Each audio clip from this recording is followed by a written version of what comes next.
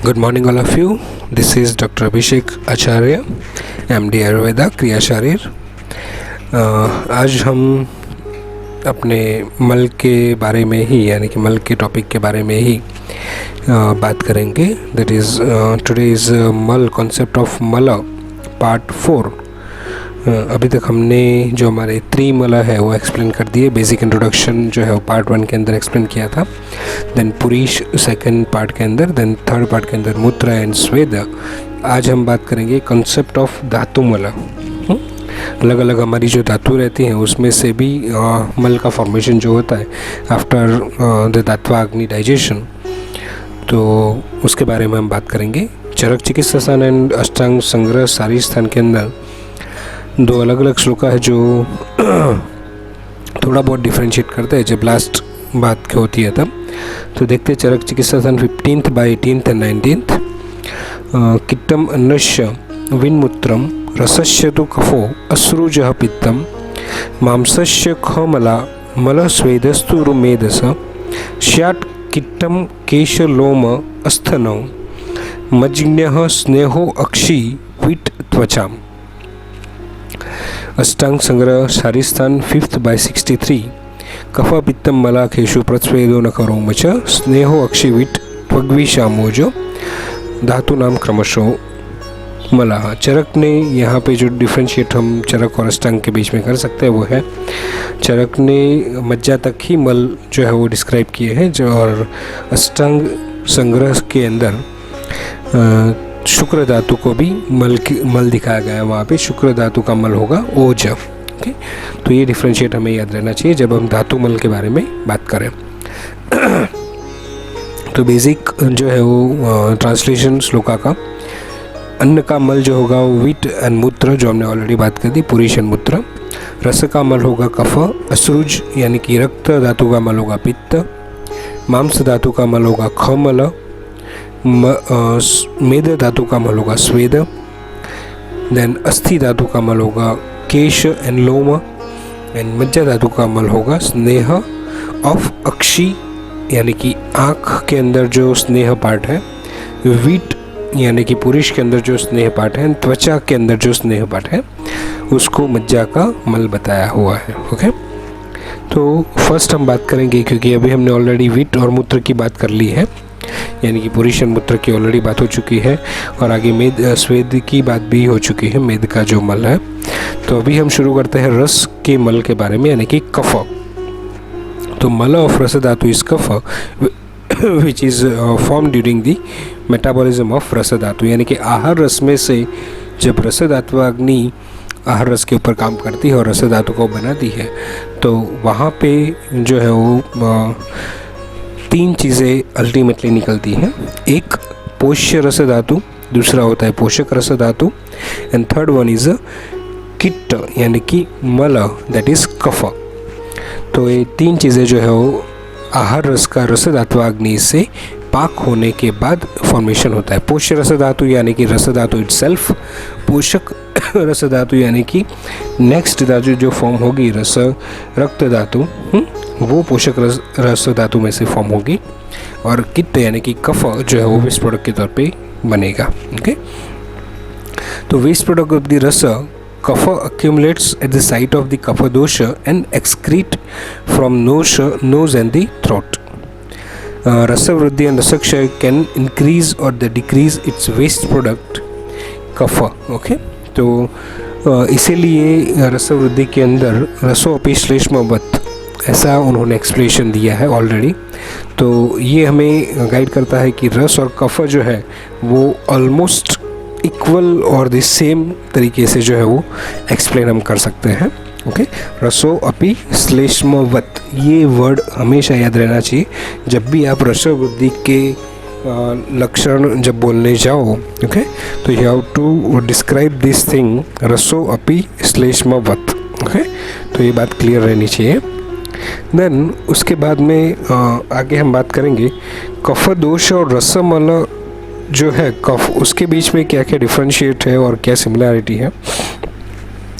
तो कफ दोष जो है वो जनरली फॉर्म्ड होता है फर्टिलाइजेशन के दौरान। ओके, जो कफ प्रकृति हम जो बोलते हैं, जनरली जब भी प्रकृति फॉर्म होती है तो उसमें एक मेन दोष रहता है, बाकी के सब एसोसिएट दोष रहते ही है। तो वात पित्त एंड कफ तीनों दोष जो है वो प्रकृति फॉर्मेशन के लिए जवाबदार है।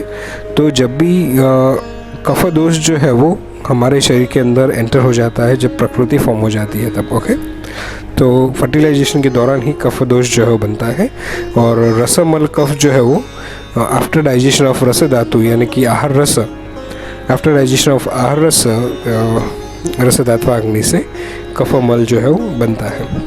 देन कफ दोष जो है वो कॉल्ड एज ए प्राकृतिक मल, और ये जो है वो कफ रसमल है वो विकृत दोष जो है माना गया है। यानी कि अगर कफ दोष की कोई डिसीज़ होते हैं तो वो विकृत दोष से होंगे, दैट इज़ रसमल kapha. Okay, functions are participate in prakriti formation in garbha, body growth and the lubrication. Okay, तो जो कफ प्रकृति रिलेटेड फीचर्स है वो प्राकृत कफ जो है एग्जीक्यूट करेगा तीनों प्रकृति के अंदर। थोड़ा बहुत प्लस और माइनस वे पे कफ प्रकृति में सबसे ज़्यादा होगा, पित्त में थोड़ा सा कम, वात में थोड़ा सा कम। ओके, और विकृत कफ होगा वो जनरली नरिशमेंट ऑफ द प्राकृत कफ करेगा, यानी कि प्राकृत कफ जो है उसको नरिश करता रहेगा।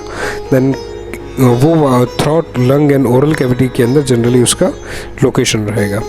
विकृत कफ यानी कि रसमल कफ। स्पेशल फीचर्स कफ दोष, volume remain fix and never undergo any changes. Okay, तो उसका जो वॉल्यूम होगा वो फिक्स रहेगा, वो कभी भी उसके अंदर चेंजेस नहीं होगी। ओके, जन्म मरण कालांतर भाविनी अविकारिणी दोष स्थिति।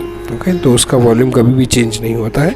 मगर रसमल कफ का जो है वो वहाँ पे आपको रस वृद्धि, कफ वृद्धि, कफ क्षय जो है वो उसके लक्षण भी देखे जाएंगे। तो उसका चेंज जो वॉल्यूम होगा वो कंटिन्यूसली चेंज होता रहता है अकॉर्डिंग टू दी हमारा रस धातु एंड दी आहार रस, कैसा हम आहार ले रहे हैं उसके ऊपर डिपेंड होगा कि हमारा जो कफ दोष है रसमल कफ वो कैसा रहेगा।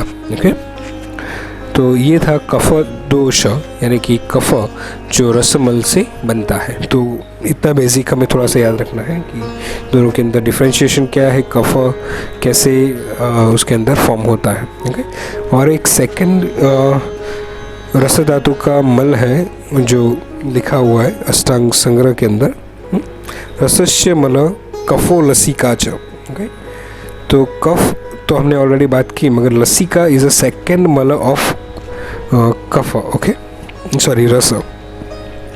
तो लसिका का निरुक्ति क्या होगा, दैट इज व्रणगतम उदकम लसिका। ओके, तो व्रण जहाँ पे होता है यानी कि वुंड जहाँ पे होता है और वहाँ पे जो लिक्विड सब्सटेंस जो उसमें से बाहर निकलता है, दैट्स कॉल्ड एज अ लसिका।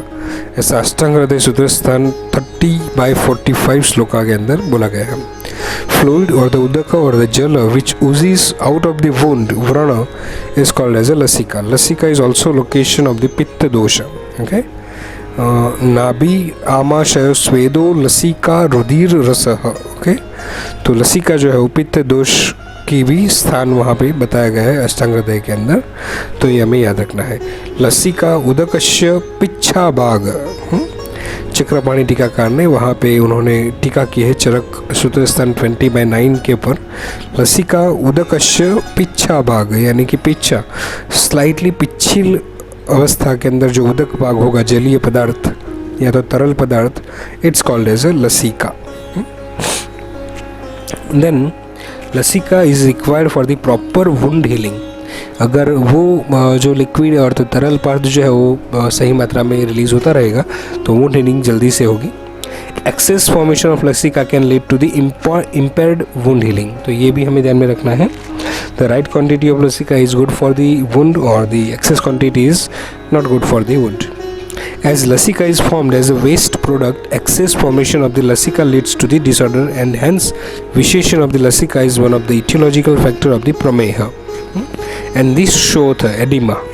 तो एडिमा और डायबिटीज़ के अंदर ये लसिका यानी कि पर्टिकुलर फॉर्मेशन ऑफ लिक्विड तरल पदार्थ जो है वो उसमें काफ़ी हैम्पर करता है जब वुंड हीलिंग के अंदर, और इसीलिए डायबिटीज़ के अंदर जो वुंड हीलिंग होती है वो उतनी अच्छी तरह से और उतनी स्पीड से नहीं होती, वो हमें बेसिक आइडिया है ऑलरेडी। ओके, देन एक next point, lasika can be compared with the exudate formed in the process of the wound healing, जो हमने ऑलरेडी बात करी। Then when person gets wound due to some injury, then local blood vessels around the wound also get ruptured. Fluid from the blood escape out from the ruptured blood vessels, and this oozing fluid is called as a exudate. तो एक exudate का definition जिससे हमें पता चले कि कैसे इन दोनों के अंदर correlation है। Content of the exudate: exudate is a clear fluid. It contains the plasma protein and the blood cells and the fibrin. Okay. Function of the exudate: it keeps the wound moist and prevents it from becoming infected. Exudate removes unhealthy tissues and enhances the process of the wound healing. When the wound is healing properly, then exudate gets absorbed in the healing process. Okay, तो automatically जो है वो wound healing होने के बाद में exudate automatically heal हो जाता है। तो ये दोनों जो मल थे वो it's kapha and lasika is a mala of रस धातु। तो ये हमें ध्यान में रखना है। Now we are moving forward to the पित्त, दैट इज मल ऑफ रक्त। ओके, मल ऑफ रक्त इज पित्त which is formed during the metabolism of the रक्त धातु। रक्त मल पित्त accumulates in the site of the pitta excreted with the feces and the urine, imparting yellow color to them. Okay, so yellow color of the feces and the urine is because of the pitta dosha. Okay, so you have to see और किसका पित्त, that is रक्त मल पित्त। Okay, रक्त वृद्धि and रक्त क्षय is also increasing the pitta respectively or the decreasing the pitta। द्विविध वातादय प्रकृत वैकृताश्च तथा तत्र प्रकृत सप्तविधायाः प्रकृते हेतुर्भूता शरीरैक जन्मानः, यानी कि प्रकृत जो है वो शरीर के जन्म के साथ में जो होता है उसे प्रकृत बोला जाता है। वैकृतास्तु गर्भाद भी निःसृतस्य आहारस्य मलाः संभवति प्रकृतेषु अवरोहन्ति।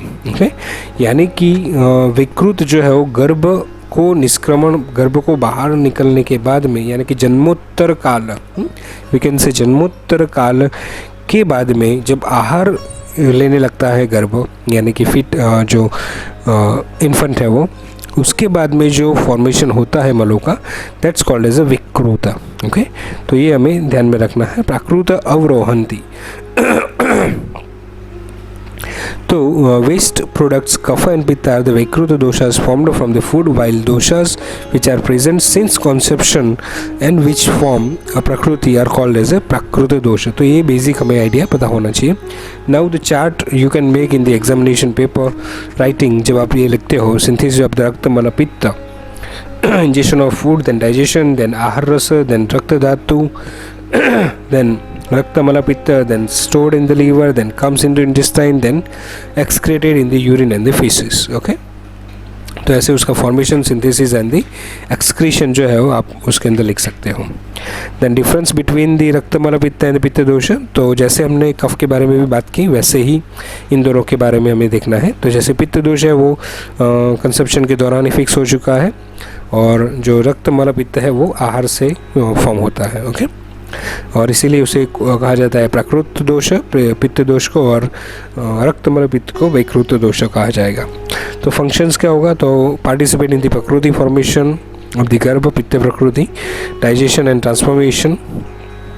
फंक्शन ऑफ द पित्त रक्त मल पित्त क्या होगा, तो नरिशमेंट ऑफ द प्राकृत पित्त एंड फॉर्म्ड इन द यकृत and colour urine of the faeces. Okay, urine and the faeces. Special feature क्या होगा, तो again same, volume remains fixed and they never undergo any changes, and the Rakta Mala Pitta volume constantly changes with any change in diet or the regimen. Pitta Vruddhi or Kshaya is order of the Rakta Mala. Treatment of Rakta Mala is done. Okay? तो यहाँ पे जो रक्त वृद्धि and क्षय हम जो बोलते हैं जनरली वो रक्त मल पित्त के बारे में ही हम बात करते हैं हमेशा। ओके, तो specially exam point of view और नॉर्मली भी हमें इतना ध्यान रखना है कि अगर ट्रीटमेंट करते हैं हम तो भी वो रसमल कफन रक्तमल पित्त इन दोनों के बारे में हमें एक बेसिक आइडिया होना चाहिए जब भी। तो हम इजीली कह सकते हैं कि हमारा जो कफ एंड पित्त है वो डायरेक्टली रिलेट विद द आहार। ओके, तो अगर आप रसव या तो कफवर्धक आहार अगर हम लेंगे तो गुरु पदार्थ या स्निग्ध पदार्थ, ओवर गुरु पदार्थ और बहुत ज़्यादा स्निग्ध पदार्थ और बहुत ज़्यादा हैवी क्वांटिटी के अंदर फूड लेंगे तो डेफिनेटली वो कफ दोष को इंक्रीज़ करेगा। ओके, और अगर उसे हम कम लेंगे या नहीं लेंगे या टोटली अवॉइड करेंगे तो डेफिनेटली हम उसे कफक्षय के अंदर जाने देंगे। और वैसे ही रक्त के बारे में अगर हम देखें तो पित्तवर्धक आहार अगर हम लेंगे बहुत ज़्यादा स्पाइसी, कटु रसयुक्त और तिक्त रसयुक्त, कटु रसयुक्त, अम्ल रसयुक्त और लवण रसयुक्त, तो डेफिनेटली पित्त जो है वो एग्रीवेट होगा। तो बहुत ज़्यादा खट्टा, बहुत ज़्यादा स्पाइसी, चटपटा, जो बहुत ज़्यादा नमक डाल के हम खाया जाता है, बहुत ज़्यादा जैसे कि ये पैक्ड फूड है जिसके अंदर बहुत ज़्यादा क्या बोलते हैं ये प्रिजर्वेटिव्स होते हैं, जो प्रिजर्वेटिव्स की वजह से भी, preservatives is one type of लवण। ओके, तो उसकी वजह से भी उसमें जो एग्रीवेशन ऑफ पित्त दोष जो हो सकता है और इट लीड्स टू दी रक्त धातु दूषी। तो रक्त धातु दुष्टि की वजह से भी जो है वो अल्टीमेटली हमारे शरीर में different type of disease related to skin जो है वो हो सकते हैं, यानी कि सोरियासिस और द एक्जिमा और द अर्टिकेरिया, ऐसी चीज़ जो है वो रक्त और पित्त की वजह से हो सकती है। ओके, तो बेसिक आइडिया हमें रक्त और पित्त के बारे में ध्यान से देखना है। Then khamala, okay, waste products of the mamsa dhatu. खमल, ख यानी कि कैविटी। ओके, तो जो हमारे शरीर के अंदर डिफरेंट टाइप ऑफ कैविटी है तो वहाँ पे अगर एक्सटर्नल ओरिफाइसिस जो है वहाँ पे अगर मल जो प्रोड्यूस होते हैं that's called as a khamala. Khamala accumulates in the nose, ears, oral cavity and ओलिएशन ऑफ द ओरिफाइसिस। ओके, तो ये जो nasal, nose, ears and oral cavity है वहाँ पे जो मल मिलते हैं उसको हम खमल के तौर पे कह सकते हैं। For example wax in the year, foreign body जो है वो प्रिवेंट करती है। ओके, तो फॉरेन बॉडी को प्रिवेंट करेगा जो वैक्स रहेगा वो। तो ये khamala is a prevention of the invaders, okay, into the orifices. तो बाहर से जो कोई भी अगर चीज़ आती है तो वहाँ पे वो चिपक जाएगी और वहाँ पे वो नष्ट हो जाएगी। तो that's why it's a protection system we can say khamala. Okay, मासस्य खमला इति कर्ण अक्षी नासास्य प्रजननमलः। ओके, ये चरक चिकित्सा के अनुसार 15th चैप्टर 18th श्लोका में चक्रपाणि जी ने टीका की है। खमला इति कर्ण अक्षी नासा आश्य प्रजननमलः। ओके, कर्ण यानी ईयर, अक्षी यानी आइज, नासा यानी नोज, आश्य यानी मुख, प्रजननमल यानी गुदा एंड दी पेनिस और दी वजाइना। ओके, तो वजाइनल पार्ट और दी पेनिस पार्ट जो है वो वहाँ पे उस जगह पे जो मल पैदा होता है we can say that is a khamala. ख इशु इति कर्ण श्रोत्र मुखादिषु श्रोत्र स्रोतः शु मांसस्य। सुश्रुत सुदस्थान के अंदर 46/5-9 के अंदर दुल्हन जी ने टीका की है। ख एषु इति कर्ण श्रोत्र मुखादिषु। ओके, कर्ण, श्रोत्र एंड मुख, मीन्स कर्ण मान से ईयर, श्रोत्र माने एंड मुख माने माउथ। तो ये जो है वो ध्यान में रखना है।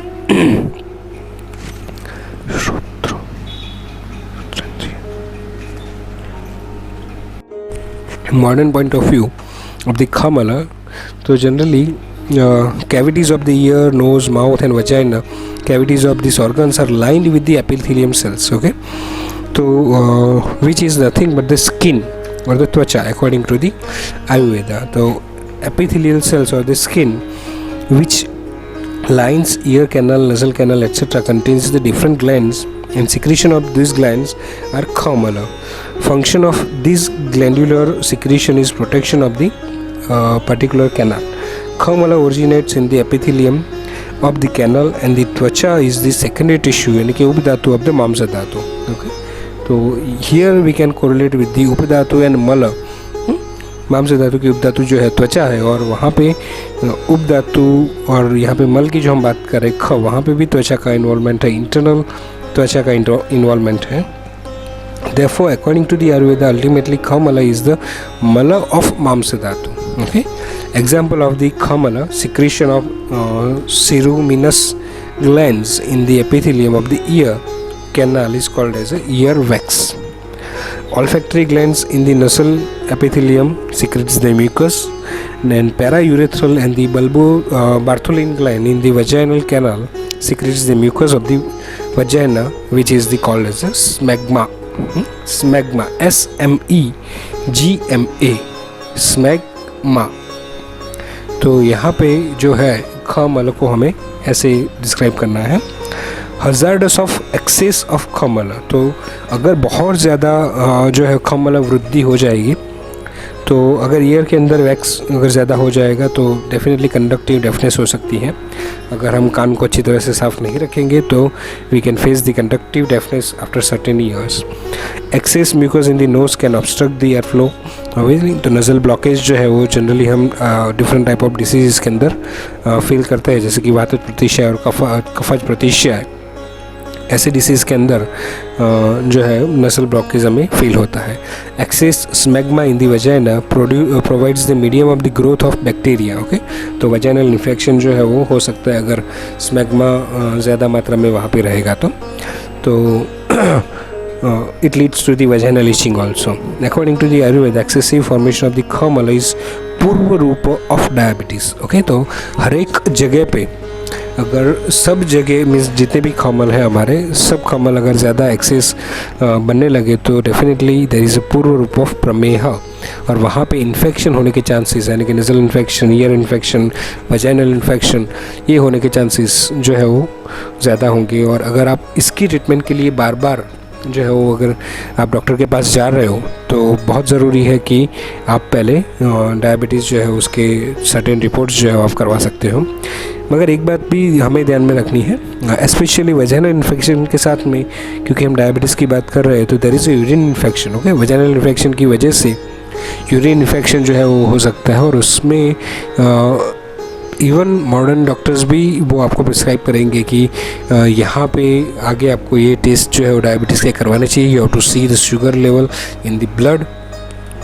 तो ऐसी चीज़ें जो होती है आयुर्वेद और मॉडर्न के साथ में हम कोरिलेट कर सकते हैं. Now we are move forward to the waste product of अस्थि धातु, दैट इज़ केश, लोम, श्मश्रु एंड नख. ओके, केश, लोम, श्मश्रु एंड नख. केश यानी कि हेयर, एंड लोम यानी कि hair on the limbs and chest and scalp. Okay, तो लोम that is hair in limbs and chest, यानी कि सिर्फ स्कल्प के अलावा, यानी कि सिर में जो हमारे बाल रहते हैं इसके अलावा कहीं पे भी अगर हेयर रहे तो it's called as a loma. श्मश्रु यानी कि बियर्ड. ओके, फेशियल जो हेयर होता है उसके हम बियर्ड कहते हैं. We can easily understand that. तो केश, लोम एंड श्मश्रु, तो डिफरेंट साइट्स के हिसाब से उन्होंने ये नाम जो है वो अलग अलग रखे. Ultimately there is a hair only. तो skin hair we can say, then the head hair, okay, जो नॉर्मल हेयर बोलते हैं हम, एंड द श्मश्रु यानी कि बियर्ड जो है वो फेशियल हेयर. ऐसे डिफरेंट टाइप ऑफ हेयर्स जो है वो रहते हैं. तो सिनोनिम ऑफ केश दैट इज़ बाल, काच, चिकूर, कुंतल, मूर्धजा are the synonym of the cash. Okay, then hair on the scalp are called as a kesha, hair on the skin are called as a loma, hair on the face is called as a shmashru, and hair on the lips is called as a shmashru, again that is mustache, and the face wallet that is a beard. Embryological development of the hair, षष्ठे शिरा रोम बल वर्ण नखत पचामा. Okay, तो 6th month के अंदर जो है वो हेयर फॉर्मेशन यानी कि रोम फॉर्मेशन होने की शुरुआत हो जाती है. दैट इज़ अकॉर्डिंग टू अष्टांग हृदय सारिस्तान 1/57. Hair are formed in the 6th month of the embryonic life. A puberty, axillary, pubic and the facial hair grows due to the influence of the Shukra Dhatu, okay, in male, and due to the commencement of the menstrual cycle in female. Okay, तो शुक्र धातु जो है we can correlate with the certain hormones that is estrogen, progesterone and the testosterone. उनको भी हम शुक्र धातु के अंदर काउंट कर सकते हैं. तो शुक्र धातु के इन्फ्लुएंस की वजह से ये डिफरेंट टाइप ऑफ हेयर्स जो है वो सर्टेन एज के बाद हमें दिखाई देते हैं, that is axillary, pubic and facial. Then hair should be soft, dark, firmly rooted and this should not be very thick. तो ये नॉर्मल हेयर की बात हो रही है. वहाँ पे चरक सारिस्तान के अंदर जो लिखा हुआ है उन्होंने 8/51 के अंदर, प्रशस्त केश यानी कि एक्चुअल प्रॉपर हेयर कैसे होने चाहिए. प्रशस्त मीन्स गुड क्वालिटी. एक जा. ओके, तो एक हमारे हेयर फॉलिकल में से सिर्फ एक ही हेयर निकलना चाहिए. कई बार मल्टीपल हेयर जो है वो एक सिंगल हेयर फॉलिकल में से निकलते हैं, तो दैट इज़ एक जा यानी कि एक फॉलिकल के अंदर से एक हेयर का फॉर्मेशन होना. मृदु, सॉफ्ट, अल्प, कम मात्रा में स्निग्ध, स्लाइटली ऑयली और द स्लाइटली स्निग्ध गुण. सुबद्ध मूल, प्रॉपर हेयर फॉलिकल हो, उसका एकदम टाइट हो जिसकी वजह से हेयर फॉल ना हो. कृष्णा, ब्लैकिश. केशः प्रशस्यन्ते, केश यानी कि अभी हम जो बात कर रहे हैं that is a hair in the scalp. Okay, केश श्मश्रु लोम कंडरादि पार्थिवम. पार्थिव यानी कि पृथ्वी महाभूत गुण युक्त जो है ये सारी के सारे हेयर रिलेटेड है. केश श्मश्रु एंड लोम, ये तीनों चीज़ें पार्थिव धातु महाभूत से बनी हुई है. चरक सारिस्तान 3/7, 3/7. केश श्मश्रु नख लोम दंत अस्थि शिरा स्नायु दमन्य शुक्रम चेति पितृजानि, यानी कि ये जो सारे ऑर्गन्स है वो पितृज भाव से बने हुए हैं. That you have to mention. तो यहाँ पे हमें क्या क्या देखना है. फर्स्ट, कब एम्ब्रियोनिक लाइफ के अंदर ये धातुमल बनता है. देन उसका प्रशस्त चीज़ क्या है. देन महाभूत उसका कॉम्पोजिशन. देन द पितृज भाव. ओके, पितृज भाव को इसके अंदर गिना हुआ है. केश लोमा एंड दिस मशरू आर द पितृज भाव ऑफ गर्भ इनहेरिट्स. तो the quality of hair is coming to you according to your father's genes. Okay, तो फादर के जीन्स जो है वो कैसे होंगे या दादा के जीन्स कैसे होंगे, वैसे ही क्वालिटी ऑफ हेयर जो है आपको मिलेगी. देन लोम, सेकेंड वन इज़ लोम. चरक विमान स्थान के अंदर लिखा हुआ 8/103. रिलेशन बिटवीन लोम एंड रसधातु. तत्र स्निग्ध लक्षण मृदु प्रसन्न सूक्ष्म गंभीर सुकुमार लोम सप्रभेव च त्वक सारणाम, यानी कि रससार के अंदर वहाँ पे जो एक्सप्लेनेशन लिखा है अबाउट दी लोम, यहाँ पे बात चल रही है दी अस्थि धातु मल लोम, but in rasa dhatu also it includes the loma thing which execute the rasa dhatu सारता. Okay, स्निग्ध श्लक्ष्ण, ऑयलीनेस लक्षण, मृदु हो, प्रसन्न हो, सूक्ष्म हो. सूक्ष्म यानी कि बहुत ही माइन्यूट हो या अल्प हो, बहुत कम मात्रा में हो. गंभीर यानी कि उसका जो रूट हो बहुत ही स्ट्रांग हो. एंड सुकुमार, सॉफ्ट हो.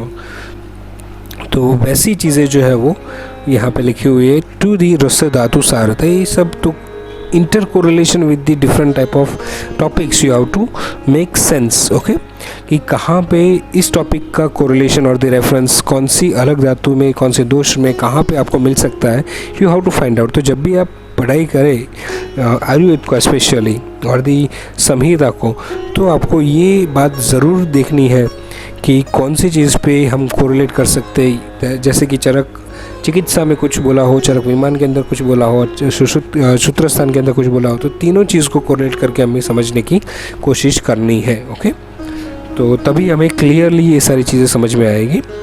तो hair on the skin of the extremities chest are called as a लोम. द रूट ऑफ अ लोम इज कॉल्ड एज अ लोम कूप. देन त्वक सार के अंदर जो मैंने ऑलरेडी आपको बात करी कि त्वक सार इज इक्वल टू रससार, एंड त्वक सार के अंदर लोम का एक्सप्लेनेशन दिया हुआ है. तो person endowed with the rasasara है smooth, delicate, unctuous and firm rooted loma. There are also very few hair compared to the person of the other constitution. Okay, जैसे कि वायु के अंदर बहुत ज़्यादा ये घन और दी टफ रफ जो है उनकी लोम की स्थिति होगी. कफ के अंदर और पित्त के अंदर बहुत कम मात्रा में जो है वो हेयर दिखाई देंगे. तो ये भी कोरिलेशन आप ध्यान में रख सकते हो. वात के अंदर ड्राई, फ्यू एंड रफ. पित्त के अंदर few, light, brown and soft. यहाँ पे फ्यू लिखा है बट आई थिंक वायु के अंदर मात्रा जो है वो ज़्यादा है. Okay, dry then large quantity and the रफर वी कैन से. देन पित्त के अंदर डेफिनेटली फ्यू है लाइट ब्राउन एंड सॉफ्ट है, unctuous and smooth in the कफ. तो ये it's a good thing in according to the constitution, यानी कि प्रकृति. Then between relation between the hair and the constitution again. अगर कॉन्स्टिट्यूशन हेयर, अभी हम जो बात करते हैं वो इट्स अ लोम. ओके, जो वात पित्त और कफ के बारे में बात करी, और अभी हम बात कर रहे हैं हेयर यानी कि स्काल्प हेयर के बारे में. दैट इज़ वायु के अंदर ड्राई होंगे हेयर, स्प्लिट हेयर होंगे, रफ हेयर होंगे. ओके, स्प्लिट एंड्स जो है वो वायु प्रकृति वालों को इजीली हो सकता है. पित्त वालों को thin light brown soft and the oily hair, and कफ वालों को thick oily and the dark hair जो है वो होते हैं. तो ऐसे हम कोरिलेट कर सकते हैं कि कफ वालों की हेयर की क्वालिटी जो है वो it's a good quality, because kapha is a heavy guru in nature, asthi dhatu is guru in nature. तो because of ashraya bhava we can somewhat correlate. Okay, directly आश्रय भाव नहीं लगा सकते, मगर because of the same guna, the ghanata of hair and the ghanata of asthi is good in the kapha dhatu, kapha प्रकृति person. Disorders of the asthi dhatu affect nourishment of the hair, that is asthi asthini todah sadanam desh kesha nakhadeshu. Okay, sadana दंत केश नखादेशु. सदन यानी कि falling of दंत, यानी कि दंत, loosening of the teeth and the falling of the teeth. केश जो है फॉलिंग ऑफ द हेयर, नख सेम फॉलिंग ऑफ द नख, वो we can say that. So for example, hair loss is aggravated by the asthikshaya, that is clearly indicated in the Ashtanga Hridaya Sutra Sthana 11 by 18th. Therefore the treatment of the hair loss, we have to concentrate the asthi dhatu. जब भी आप hair loss के patient अगर लेते हो तो definitely आपको अस्थि धातु को ध्यान में रखते हुए यू कैन से और यू कैन गिव दी अस्थि धातु वृद्धि औषध. Just like Cissus quadrangularis, that is हाड़ जोड़, हाँ, इन गुजराती के अंदर बोलते हैं हाड़ जोड़, और दी अस्थि श्रृंखला इन संस्कृत, उसका पाउडर, उसका टैबलेट्स वगैरह आप दे सकते हो. और लाक्षा यानी कि लाख इन गुजराती, हाँ, वो आप दे सकते हो.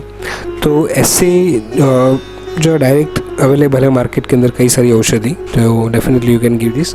मगर doodh and ghee is also good treatment of the cash. Okay, यानी कि स्कल्प हेयर. तो अगर किसी को भी हेयर फॉलिंग हो रही तो जनरली या तो there is a causative factor of the vata dosha रुक्ष गुण एंड पित्त दोष उष्ण गुण, ये दोनों की वजह से मोस्ट ऑफ हेयर फॉल जो है वो होता है. देयर इज़ अ कफ दोष गुरु गुण एंड दी स्निग्ध ओवर स्निग्ध गुण जो है वो, उसकी वजह से भी वहाँ पे हेयर फॉल हो सकता है, because blocking of the hair follicle. तो there is a certain type, मगर just like we can correlate in the statistically 90% hair fall is because of the वात and पित्त दोष. ओके, तो ये दोनों की वजह से. और आश्रय भाव के अनुसार भी वात दोष और अस्थि धातु ऑपोजिट है.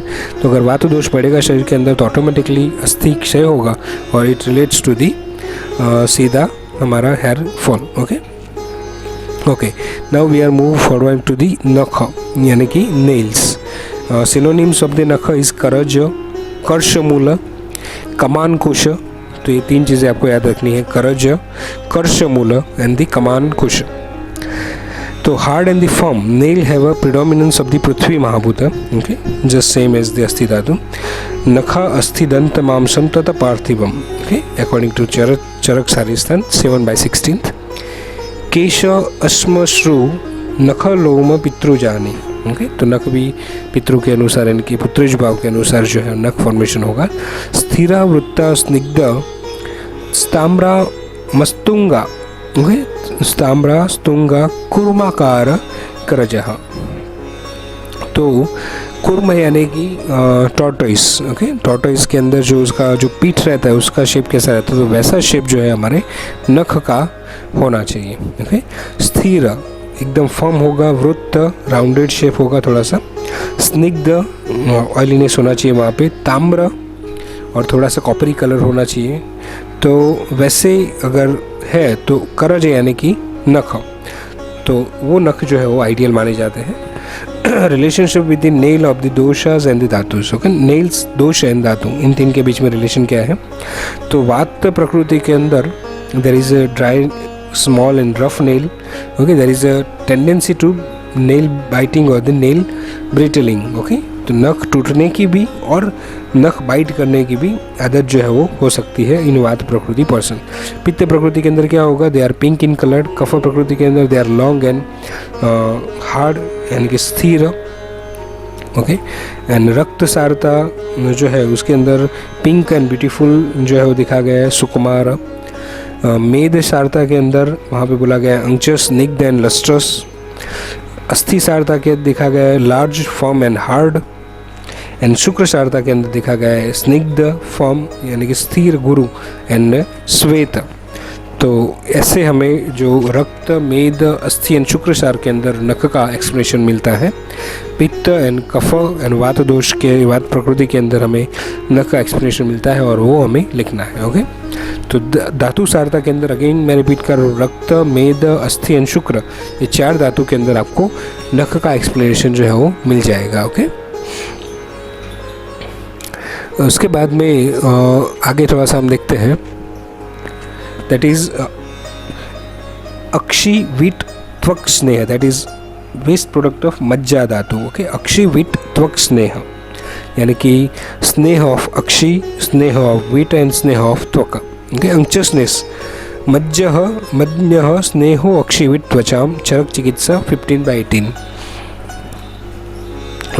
Unctuousness of the substance excreted with the feces and unctuous secretion sprayed over the skin, and unctuous substance which accumulates in the eyes is called as akshivit tvaksneha, which is formed during the metabolism of unctuous majja dhatu. This unctuous waste product makes the concerned constituents very soft. Feces become very soft and are excreted smoothly.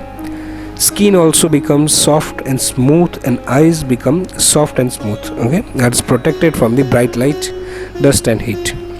Akshi sneha, according to the modern science, we can correlate with the eyelid consists of the meibomian gland, gland of mole and the gland of Zeiss. There is a 3 type of gland are there in the eyelids.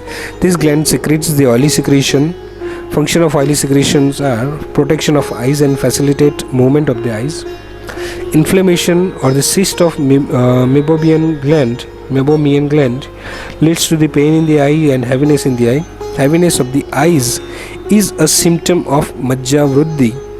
Hence, we can say that oily secretion of various glands of eyelids are comparable with the akshi sneha, waste product of the majja. Okay, तो अगर मज्जा वृद्धि लक्षण के अंदर देखो तो there is a symptom called as a guru aksha or the guruta of the eyes. Okay, akshi guruta. So definitely we can say in the different type of glands leads to the this akshi sneha function. Okay, tvaka sneha, according to the modern science, tvaka sneha means oily secretion of the skin. According to modern science, skin consists of the sebaceous glands. Okay, sebaceous glands in the skin secretes the oily secretion called as a sebum. Okay, तो इस sebum को हम generally त्वचा स्नेह जो है वो बोलते हैं. Protection of the skin is function of the sebum. ये थोड़ा सा ध्यान में रखना है, थोड़ा सा ध्यान में रखें. Each and every Ayurvedic concept can not be correlated with the modern medicine, which seems to be very much true when we learn about waste product of the majja dhatu. Okay, तो ये हमें थोड़ा सा ध्यान में रखना है कि जब भी हम आयुर्वेदिक पार्ट ऑफ जो पढ़ते हैं तो उसको हम ट्राई करते हैं उसको कोरिलेट करना, मगर डायरेक्टली और एज इट इज़ और इक्वल टू कोरिलेट नहीं कर सकते कोई भी कॉन्सेप्ट को आयुर्वेद का. ये बात मन में क्लियर रखनी है. ओके, क्योंकि सिर्फ हम समझने के लिए ही मॉडर्न साइंस का सहारा ले रहे हैं कि हम ऐसा मान सकते हैं. ओके, मगर जैसे कि उसके लक्षण, उसके गुण और सिम्टम्स, इसके थ्रू अगर हम जाएंगे तो आयुर्वेद को ज़्यादा अच्छी तरह से समझने में हम कामयाब रहेंगे. ओके, और इसी तरीके से हम उसकी ट्रीटमेंट कर सकेंगे. क्योंकि डायरेक्टली अगर हम मज्जा धातु को बोन मेरो और मज्जा जो मल है उसको अगर हम सीबेशियस मेबोबियन ग्लैंड के साथ में अगर कोरिलेट करेंगे तो there is no correlation according to modern science. Okay, तो ऐसे में और हम कंफ्यूज हो जाएंगे, तो बेटर कि हम उसे एज इट इज़ रहने दें। जो गुण बोले हैं, जो लक्षण बोले हैं, जो एक्सप्लेनेशन दिया है अकॉर्डिंग टू आयुर्वेदा, उसको हम एज इट इज़ रखें और समझने की कोशिश करें। ओके, तो this is for today. Thank you so much for the listening. We are completing the Dhatu Mala according to Ayurveda. तो मला कॉन्सेप्ट हमने 4 लेक्चर के अंदर कंप्लीट किया। This is doctor Abhishek Acharya. Please share this audio to your colleagues and subscribe my channel, that is Vaidik Ayu productions. Thank you so much once again. Have a nice day. Best of luck.